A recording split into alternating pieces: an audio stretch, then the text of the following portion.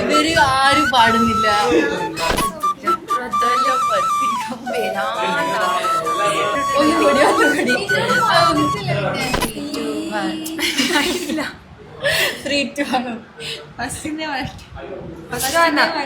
പോയി ഞാൻ ഇങ്ങനെ ആക്കിയാണ് പോയി.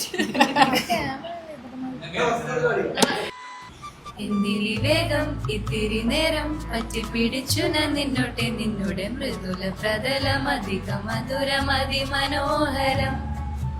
അതിമനോഹരം എന്ന വാഴയിലെ ഈ ഗാനം നമ്മളിൽ പലർക്കും പരിചിതമാണ്. പക്ഷേ നമ്മൾ ഇത് കേട്ടപ്പോൾ അതിനുള്ളിൽ ഒളിഞ്ഞിരിക്കുന്ന ഒരു സംഭാഷണം ശ്രദ്ധിച്ചിട്ടുണ്ടോ? ചുവരും പായലും തമ്മിലുള്ള ആ സൂക്ഷ്മമായ സംവാദം. ഈ വരികളിൽ തുടങ്ങുന്നൊരു ലോകമുണ്ട്. ഒരു ചുമരും അതിൽ പറ്റിപ്പിടിച്ച പായലും തമ്മിലുള്ള നിശബ്ദ സംഭാഷണത്തിന്റെ ലോകം. വാഴയിലെ ഈ ഗാനത്തിൽ പായൽ ഒരു ജീവിയായി മാറുന്നു. അതിൻ്റെ ഓരോ വാക്കും സ്നേഹത്തിന്റെ സൂക്ഷ്മ സ്പർശമായി കേൾവിക്കാരനിലേക്ക് ഒഴുകുന്നു. പായൽ ചോദിക്കുന്നത് വലിയതൊന്നുമല്ല, ഒരു നിമിഷം മാത്രം, പറ്റിപ്പിടിച്ചു നിൽക്കാനുള്ള അനുവാദം മാത്രം. അത് സമ്മാനങ്ങളോ അത്ഭുതങ്ങളോ വാഗ്ദാനം ചെയ്യുന്നില്ല. മാനത്തെ അമ്പിളി ചേലത്തെ കുമ്പിളിൽ കൊണ്ടുവരാനായി സാധിച്ചില്ലെങ്കിലും കാറ്റിലും കോളിലും കൂട്ടു പങ്കിടാം ഞാൻ മതി വരുവോളം. ഈ വരികൾ പറയുമ്പോൾ സാധിക്കാത്തതിന്റെ സത്യസന്ധത തന്നെയാണ് അതിന്റെ സൗന്ദര്യം. പകരമായി പായൽ പങ്കുവെക്കുന്നത് കൂട്ടായ്മയാണ്. കാറ്റിലും കോളിലും കൂട്ടുപങ്കിടാം ഞാൻ എന്നാണ് പായൽ പറയുന്നത്. പ്രകൃതിയുടെ ഓരോ മാറ്റത്തിലും ഒപ്പമുണ്ടാകുമെന്നൊരു മൃദുവായ വാഗ്ദാനം.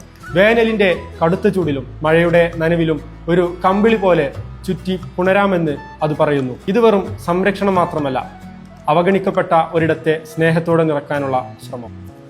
ഞാൻ നിന്നുടെ മറത്ത് മെല്ലെ വേരുകളായി തിടങ്ങിൻ ഹരിത പരവതാനിയാവാം. ഈ വരികൾ കേൾക്കുമ്പോൾ നമ്മൾ കണ്ടിട്ടും കാണാതിരുന്നത് പോലെ നിന്നിരുന്ന ചുമരിലെ പച്ചപ്പിന് ഒരു പുതു അർത്ഥം കിട്ടുന്നു. അഭംഗിയായി തോന്നിയതെല്ലാം ഇപ്പോൾ ഒരു സ്നേഹത്തിന്റെ പരവതാനിയായി മാറുന്നു. പാട്ടിന്റെ അവസാനത്തിൽ ബന്ധത്തിന്റെ ആഴം ഇനിയും ശക്തമാവുന്നു.